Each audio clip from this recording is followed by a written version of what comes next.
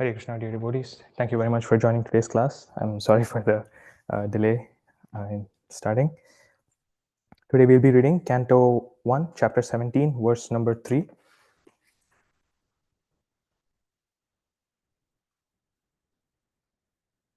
Om Namo Bhagavate Vasudevaya. Om Namo Bhagavate Vasudevaya. Om Namo Bhagavate Vasudevaya. Please sing alongside. Narayanam namaskrityam naram chaiva narottamam devim saraswatim vyasam tatho jayam udhirayet शृण्वतां स्वकथा Krishna पुण्यश्रवण कीर्तना हृदयन्तस्तो हि अभद्राणि विधुनोति सुहृत्सतां नष्टप्रायेष्व भद्रेषु नित्यं भागवत सेवया भगवती उत्तमश्लोके भक्तिर्भवति नैष्टिकी ग्रंथराज श्रीमद् भागवतम की जय. Verse number 3. Gam cha dharma dugham dinam vrisham shudra padahatam vivatsam ashruvadanam kshamam yavasam ichchatim. Gam cha dharma dugham dinam vrisham shudra padahatam vivatsam ashruvadanam kshamam yavasam ichchatim. Gam cha dharma dugham dinam Bhrisham Shudra Padahatam Vivatsam Ashru Vadanam Kshamam Yavasam Ichchati.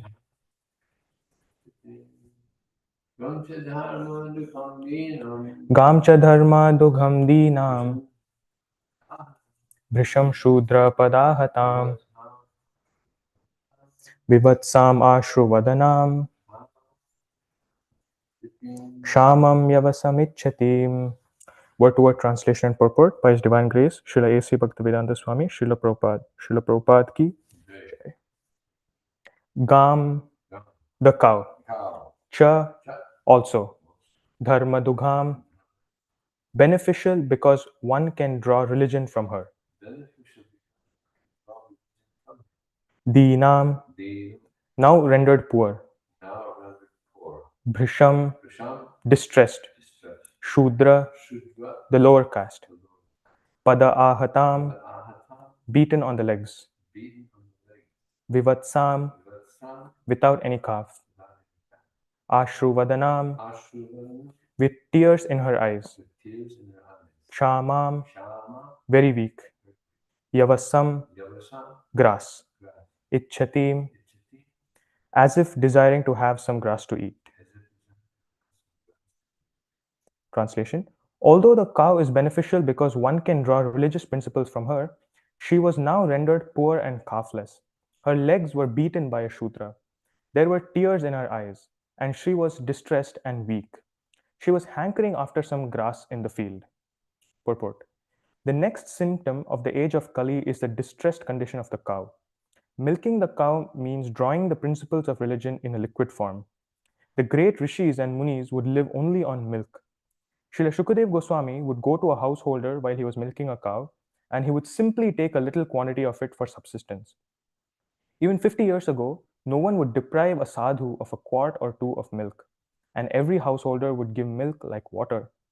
For a Sanatanist, a follower of Vedic principles, it is the duty of every householder to have cows and bulls as household paraphernalia, not only for drinking milk, but also for deriving religious principles. The Sanatanist worships cows on religious principles and respects Brahmanas. The cow's milk is required for the sacrificial fire, and by performing sacrifices, the householder can be happy. The cow's calf not only is beautiful to look at, but also gives satisfaction to the cow, and so she delivers as much milk as possible. But in the Kali Yuga, the calves are separated from the cows as early as possible for purposes which may not be mentioned in these pages of the Srimad Bhagavatam. The cow stands with tears in her eyes. The Shudra milkman draws milk from the cow artificially, and when there is no milk, the cow is sent to be slaughtered. These greatly sinful acts are responsible for all the troubles in present society. People do not know what they are doing in the name of economic development. The influence of Kali will keep them in the darkness of ignorance. Despite all endeavors for peace and prosperity, they must try to see the cows and the bulls happy in all respects. Foolish people do not know how one earns happiness by making the cows and bulls happy, but it is a fact by the law of nature. Let us take it from the authority of Srimad Bhagavatam and adopt the principles for the total happiness of humanity. ॐ अज्ञानतिमिरान्धस्य ज्ञानाञ्जनशलाकया चक्षुरुन्मिलितं येन तस्मै श्रीगुरवे नमः। नमो विष्णुपादाय कृष्णपृष्ठाय भूतले श्रीमते भक्तिवेदान्त स्वामिन् इति नामिने। नमस्ते सारस्वते देवे गौरवाणी प्रचारिणे निर्विशेष शून्यवादी पाश्चात्यदेशतारिणे। जय श्री कृष्ण चैतन्य प्रभु नित्यानंद श्री अद्वैत गदाधर श्रीवासादि गौर भक्तवृंद। हरे कृष्णा कृष्णा कृष्णा हरे हरे, हरे Ram Ram Ram Hare Hare. Hare Krishna, dear devotees. In today's verse, Prabhupada is giving all the emphasis on the importance of cow protection and also on the importance of liquid religion, as Vijay Prabhu just recently had mentioned, about how milk is the liquid religion. So I thought it would be most appropriate today to talk about cows, milk, and cow protection. And I would also like to put the spotlight on Adinath Krishna Prabhu, because he spent a lot of time with cows, and all of the work that he does is generally very sattvic, and I have immense respect for you, Prabhu. As Prabhu was working in India in a farm, and he was also working in SKP Prabhu's farm for some time. So thank you very much, Prabhu. So in this age, we call this age, as Jesh Prabhu knows, the age of AI or artificial intelligence. But for cows, it's not so. It's not artificial intelligence. It's more artificial insemination, because the cows are forced to breed and give rise to the calves, and the demoniac forces in our current society know that the cow gives the best quality of milk when the calf is born. That kind of milk is very nourishing for the human body also, and obviously for the calf, because it has a lot of nutrients that are very important for the calf to develop the strength to fight against diseases and also nourish and grow into a healthy cow. And this milk is known as colostrum, which is very highly nutritious. The other day, Jesh Prabhu and I were shopping at Costco, and I saw there were sometimes when there's a new product that's launched, there are people who sit giving away free samples. So I saw that there was a salesperson who was handing out samples of colostrum, and I was actually surprised that I thought it might have been something else. So I took a close look, and I saw it is actually the colostrum that was meant for the calf to take in, so that the calf can grow into a healthy adult cow. Or so it goes to show that humans are hell bent on exploiting Mother Nature, especially Mother Cow and Father Bull, for their own satisfaction, because the colostrum is meant for the calf. Actually, Prabhupada himself. It's semi-solid that's present in the milk when the just after giving birth to a calf. It's a little fatty, and it's always present on the top because it floats on the milk. So colostrum is very important for the calf, but looks like we are commoditizing that and also consuming it for our own benefit. And if any of you have seen, there's a documentary on why people have become vegan, and then they show how not just cows, but there are also many animals, especially cows, who are treated like a machine that takes in dry grass and gives milk. And when it does not give you sufficient amount of milk, its body is then used as meat. And not just that, its bones are used for getting collagen, which people use for in beauty products, because collagen is supposed to improve cell buildup, and people who are who think they are aging and want to get rid of the wrinkles on their skin, they generally consume a lot of collagen, which is obtained from the bones and nails of cows. And we also know about gelatin, which is obtained from the stomach lining of calves. And there's so many different uses that people are able to find with cows, and then they rationalize a business reason to exploit the mother cow further. And this is what Prabhupada says in the first line of the purport. The next symptom of the age of Kali is the distressed condition of the cow, because everybody sees the cow as something for their own, rearing a cow as something for their own benefit rather than the religious principles that we will look into closely. Now, when we offer the prasadam, when we offer bhoga to the Lord, we sing the prayer Namo Brahmanya Devaya Go Brahmanya Hitaya Cha Jagat Hitaya Krishnaya Govindaya Namo Namah. And in this prayer, we are trying to praise Mother Cow, because Namo Brahmanya Devaya is the Lord who is friendly or inclined towards the Brahmana, the Brahman class. So Namo Brahmanya Devaya, the Lord who is inclined to the Brahmana class, Go Brahmanya Hitaya Cha, who protects the cow. So we know Krishna as being Govinda, and who's not just the protector or the master of the senses, but he's also Gopal. He's the pal or the caretaker of Go or mother cow. And we know there are so many pastimes of Krishna. There's one pastime that comes to my mind when Mother Yashoda, where she would get Krishna to drink milk, and she would also tell him some pastimes of Lord Vishnu, Lord Narasimhadev, Ramchandra, and many other incarnations of Lord Vishnu. And Mother Yashoda and Nanda Maharaj used to always think that, always thought that it was only by the supreme goodwill of Lord Vishnu that Krishna was protected in many circumstances, whether it's Putana, Aghasur, or many Dhenukasur, or any of the other demons who came to Vrindavan. So they would always tell him the pastimes of Vishnu so that he remembers Vishnu when he needs him the most, so Vishnu would come and protect him. So there's one time when Mother Yashoda is telling Vishnu that Lord Vishnu, he's lying down in the milk ocean. And Krishna is curious. You know how young people are curious. Jesh Prabhu might not be as young, but he's always very curious. So Krishna innocently asks Mother Yashoda, if there's a whole milk ocean and you say Lord Vishnu is a very gigantic personality, then surely there must be billions and trillions of cows that must have been milked to create the milk ocean. And that was very endearing for Mother Yashoda to hear from Krishna's mouth. And she did laugh at it, and then she brushed it aside, and then she just tried to play along with what Krishna wanted to say. And Krishna, as we know from many of the other pastimes, he would play with the calves when he was young. So before he turned age 6, Mother Yashoda would only allow him to take care of the calves. And after when he turned age 6, he went up to Mother Yashoda and put up kind of a protest that he is old enough to protect the cows, the big ones.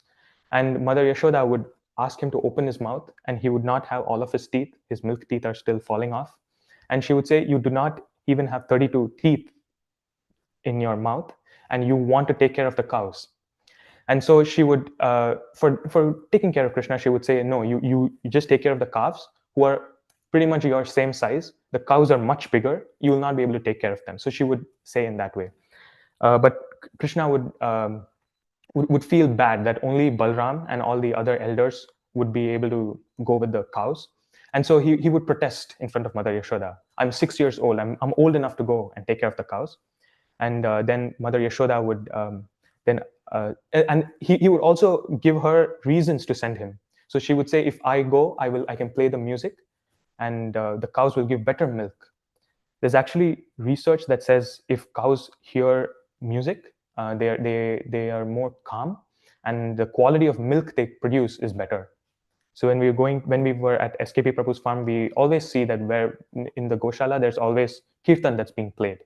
And we can clearly see that SKP Prabhu and other devotees like Todd and Champagne Mataji, I forgot Mataji's Bhakti Farms. I forget Mataji's initiator name. So where they take care of the cows until their natural end. And in SKP Prabhu's farm, they also play kirtan for the cows. They allow people to pet cows, not just devotees. Anybody can come and pet cows. I think it's $100 an hour or something like that.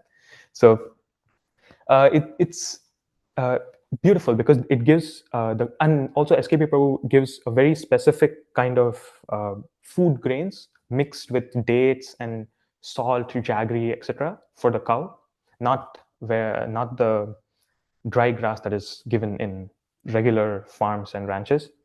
So there's a lot of care and affection that goes in taking care of the cow, and as a result, the quality of milk that is obtained from that cow is even better. The potency, the sattvic potency that the milk has, really becomes liquid religion at that point in time.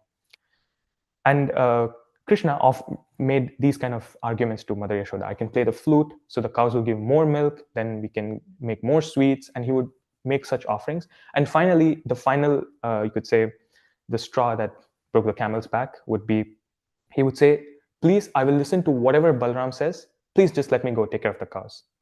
And then Mother Yashoda would finally say, well, okay, he's been going back and forth a lot. Okay, you can go take care of the cows. And from that day on, he would hold the hand of Balram and flute in the other, and he would go and graze the cows, just 6 years old. So this is present in the Gopal Champu, which has a lot of very enduring pastimes of Krishna as Gopal, the caretaker of cows. Now, why does Prabhupada say that milking the cow means drawing the principles of religion in liquid form? So one of the things that I mentioned today was that milk is a complete food. It has the perfect ratio of carbohydrates, fats, and proteins. And in previous yugas or years, nobody had to resort to some material way of measuring the nutrients in cows. It is given in the Shastras, and devotees and sages would follow it as it is. And now people are finding that the milk is a complete food.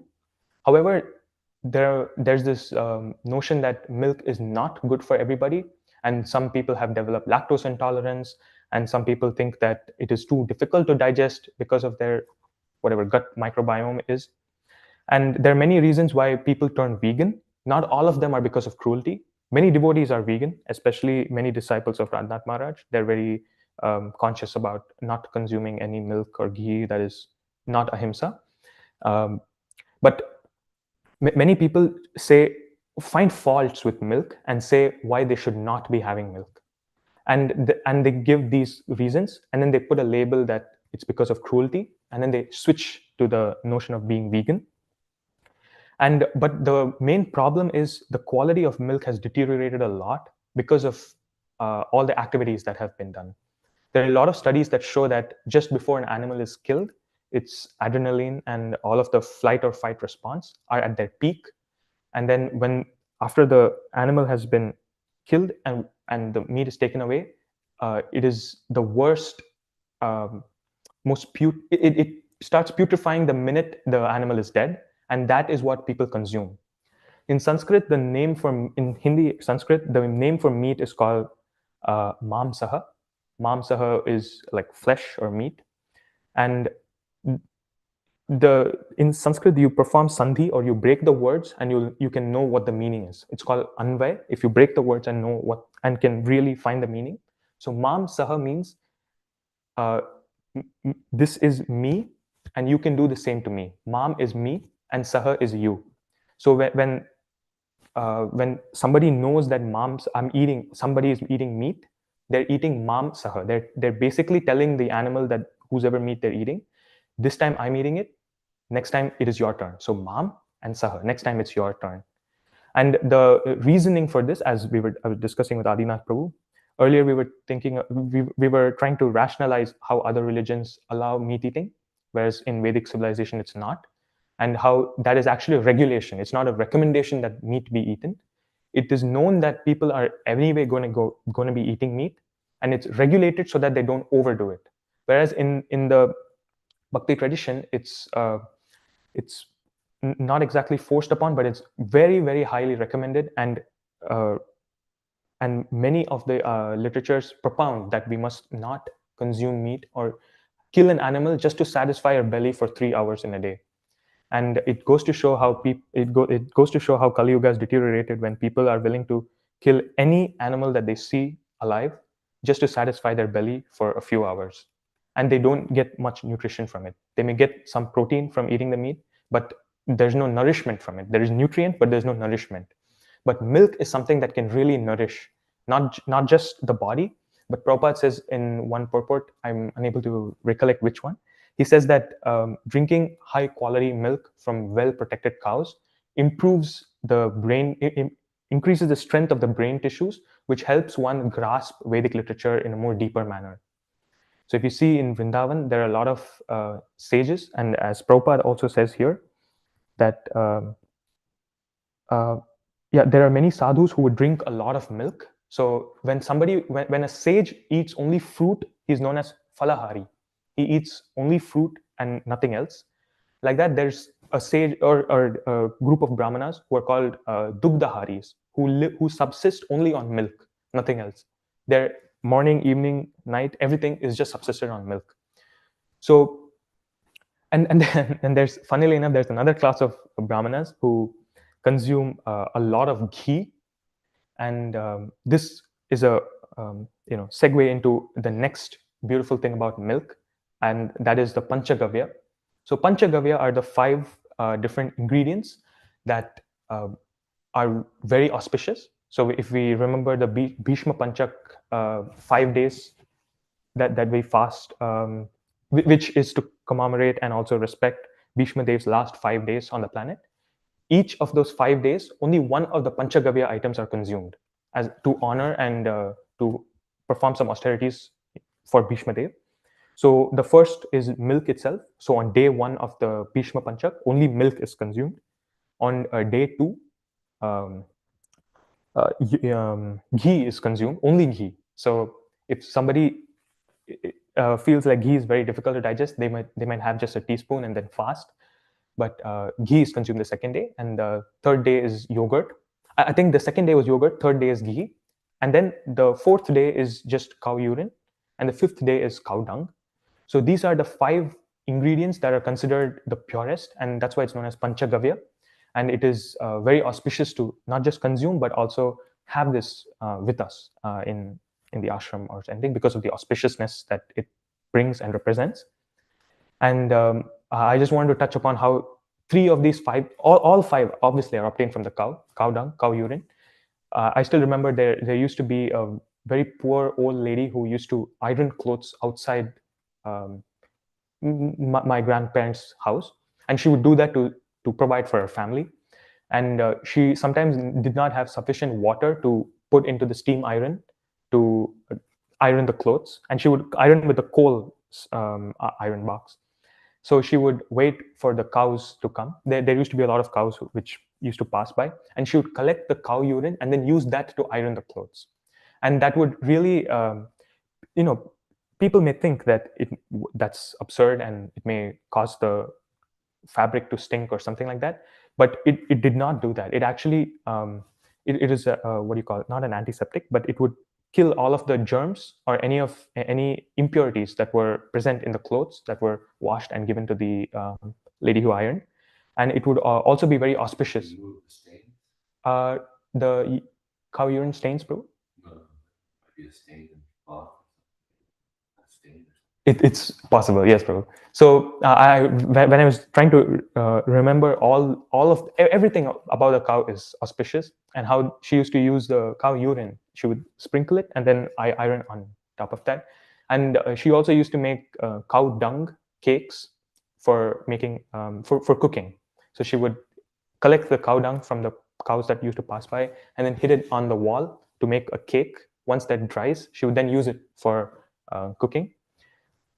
And I think her husband was also trained in Ayurveda, so he would mention how ghee is very, very important. And there was one important thing that I read about ghee. So the way ghee is made nowadays is you make butter. I think I've seen Sankarshan Prabhu make ghee every Sunday at the San Diego temple. So he would get loads of butter, and then you would boil it, and then remove all of the uh, items that would, opposite of sediment, propagate to the top, the milk, fat, and everything. And then finally, you would have golden ghee that's remaining in the bottom. So this kind of ghee is called, sorry, just a second. It's called sarpi. Sarpi means it is like a snake and it's very slippery. And this kind of ghee has minimal potency to nourish the body. The real type of ghee is known as the Bellona churned ghee, which I got a few bottles of Bellona Ahimsa ghee when I was in India. So I think we are done with it now. But the Bellona churned ghee is made from yogurt. It's not made from butter per se. So it's made from milk. You get yogurt. The churning of the yogurt gets a milk fat, and that is then used to make ghee. And that ghee is known as ghritam. So that is the real ghee, which comes from milk, yogurt, butter, ghee. That churned ghee is known as Bellona or Ghritam ghee, and that is the ghee that Ayurveda propounds as the miracle food that can cure any of the diseases and ailments that the body may have.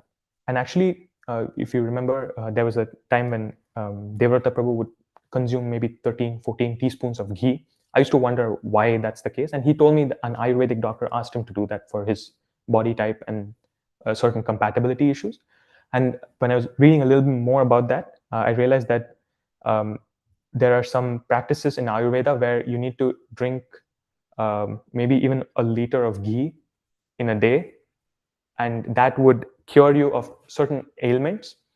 And generally, people are not accustomed to drinking so much ghee.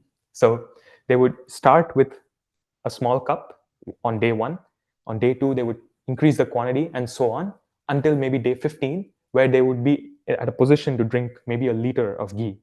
So there are a lot of Ayurvedic, and nothing happens to them. Like, it's not like their cholesterol is going up or they're developing some health issues or nothing like that, because that is pure ghee, which nourishes and really is liquid gold or molten or liquid religion, as Prabhupada calls milk.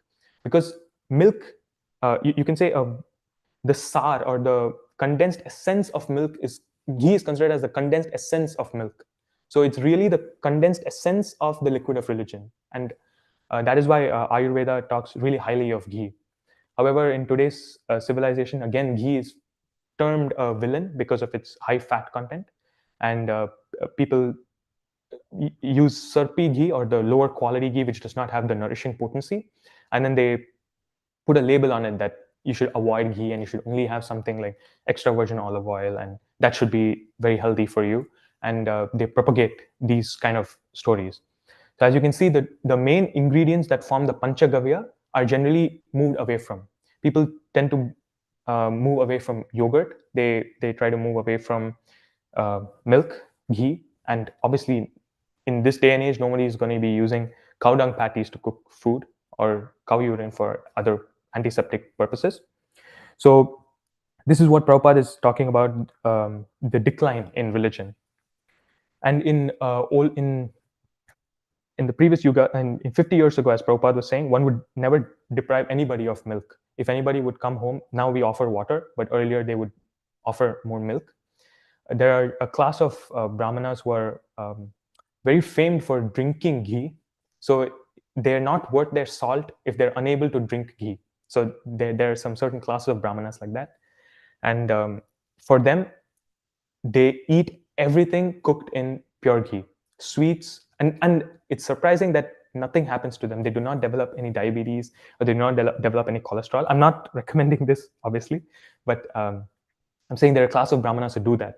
And funnily enough, they're not worth their salt if they're, so once they honor prasadam, they should not be able to walk. They should be taken away in a stretcher. That's the amount of prasadam they're able to consume, those class of brahmanas.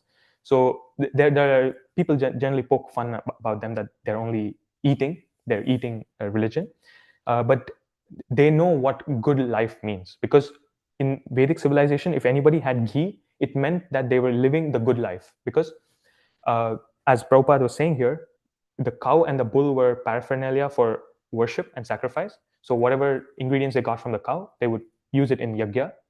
And if some milk was remaining at the end of the day, they would make it into yogurt and preserve it for a day. And then they would consume yogurt the next day. And then if there was some yogurt that was still remaining from all the milk that was there previously and the yogurt that they prepared, they use that to make butter. And after the butter has been used, if there's still some butter left, then they make ghee out of it. So if somebody had ghee in their house, it meant they were already living a very good life because they had sufficient amount of milk. Actually, they had excess milk, and they had even a higher excess of yogurt and a higher excess of butter, and only then they make ghee out of it. So it was a, you could say, in a way, a status symbol. So if somebody had ghee with them, it meant they were living the good life, and it is a you could say a hallmark or a status symbol that yes, we offer the best to Krishna, we offer ghee to Krishna, and everybody would say, okay, yes, this is high quality offering of bhoga to the Lord. And yeah, and we also know there are many pastimes where the nourishing potency of milk is also embellished, and one of them is the pastime where Chaitanya Mahaprabhu is in Srivas Angan, in Srivas Pandit's house, and they have the night kirtans overnight, and how there was a young innocent brahmana who was allowed by Srivas to stay in the Angan secretly so that he can be a part of the kirtan. And on that day, when he was there in secrecy, Chaitanya Mahaprabhu did not feel the same ecstasy that he would feel when he would be with his close associates. And so he asked Srivas, why is it that I'm not feeling any ecstasy? Is there somebody who should not be here? And Srivas would say, no, there's nobody like that. And he tried to hide the brahmana. And then finally he gave in and he said, yes, there's one very innocent and pure brahmana who's here, who subsists only on milk.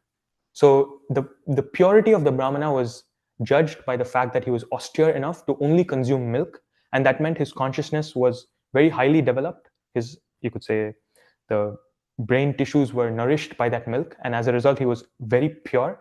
And Srivas thought that that would be that purity would attract Chaitanya Mahaprabhu, and he would be okay with it. But Chaitanya Mahaprabhu said, no, he needs to go. But to make Srivas happy, he said, okay, he can attend the kirtan, and he could come there.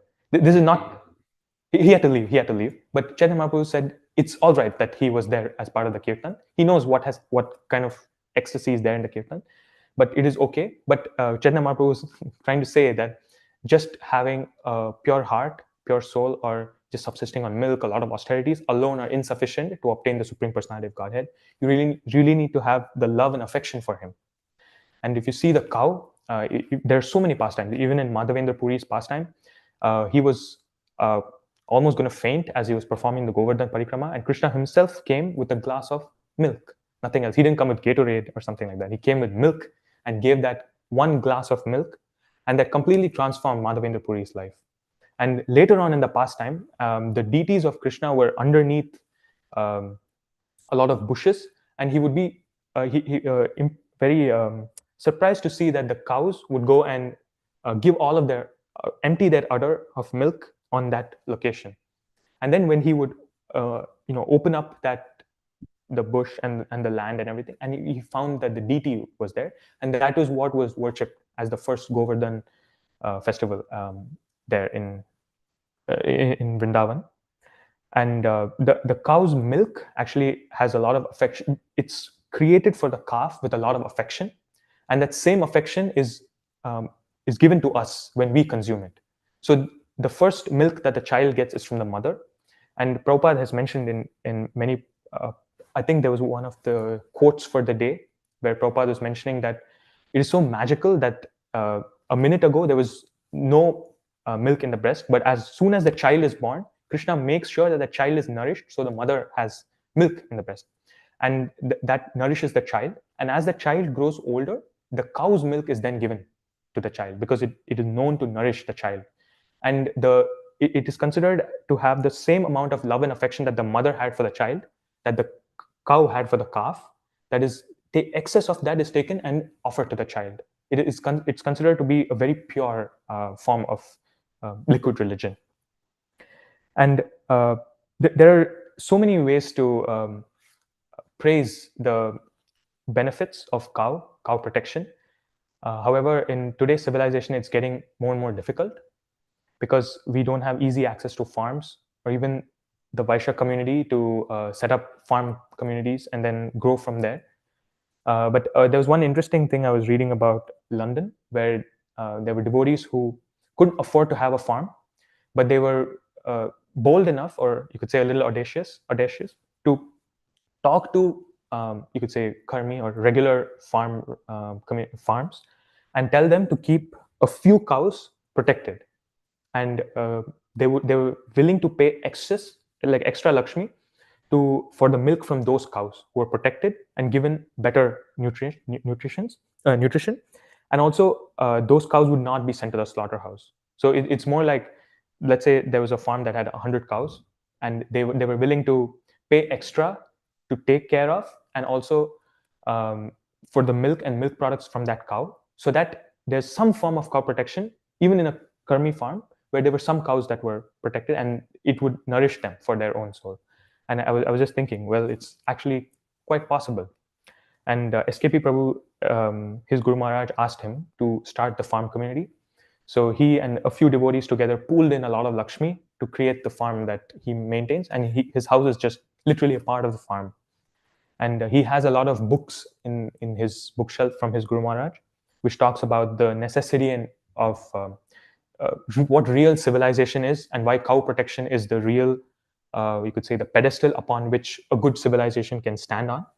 And the book makes a lot of very beautiful points about why the cow needs to be protected and why that's the need of the hour. And it also has many of the points that I was mentioning today about how it's a symbol of good living.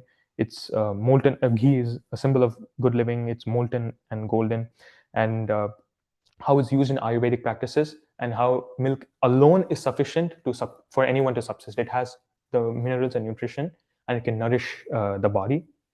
And we also saw about how Shukadeva Goswami, he would only go to a householder's house and stay there for the amount it takes for them to milk a cow. He would accept that milk, and then he would go on to the next place.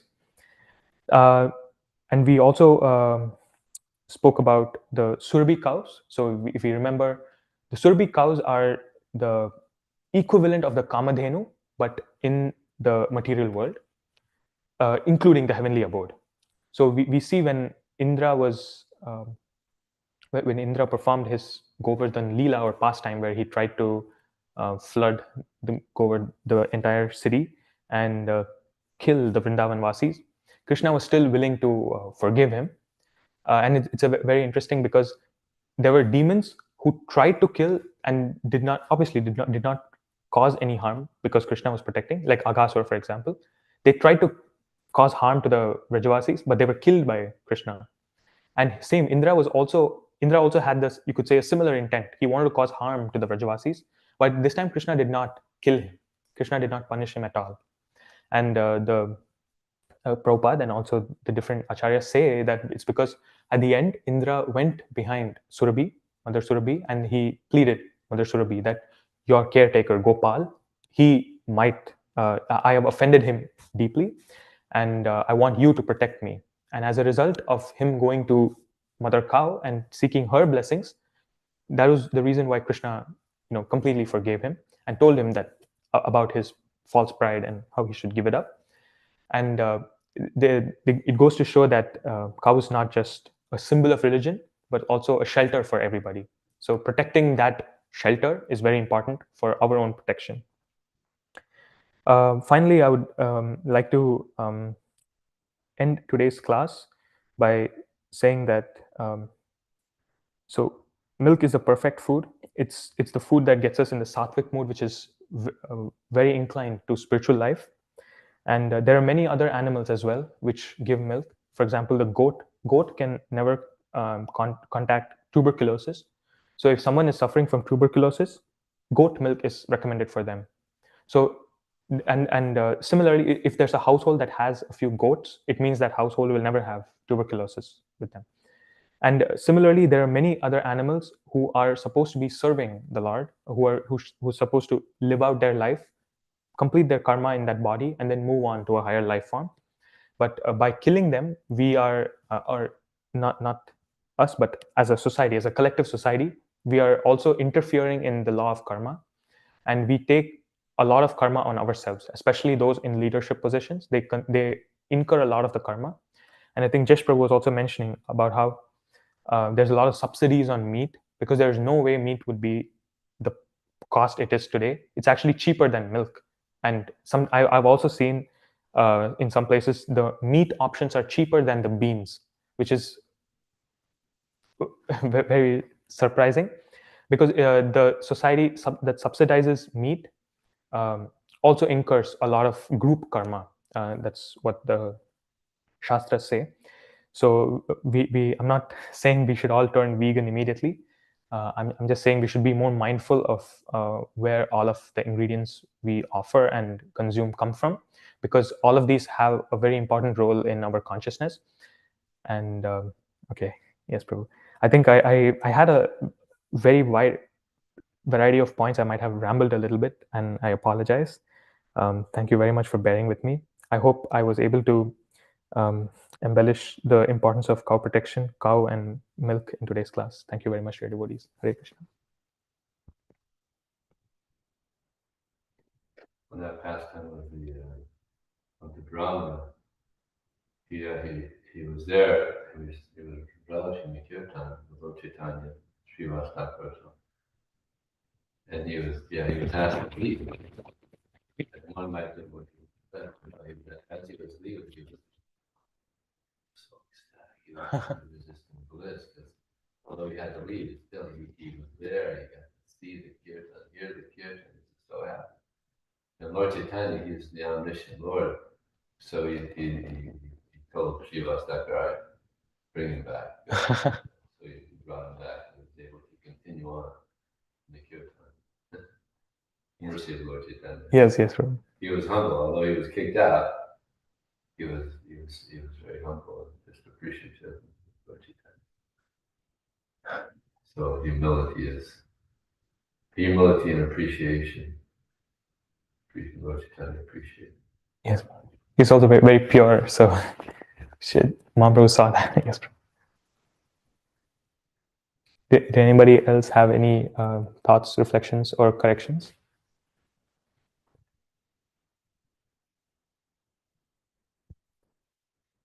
Thank you, Prabhu. Hare Krishna.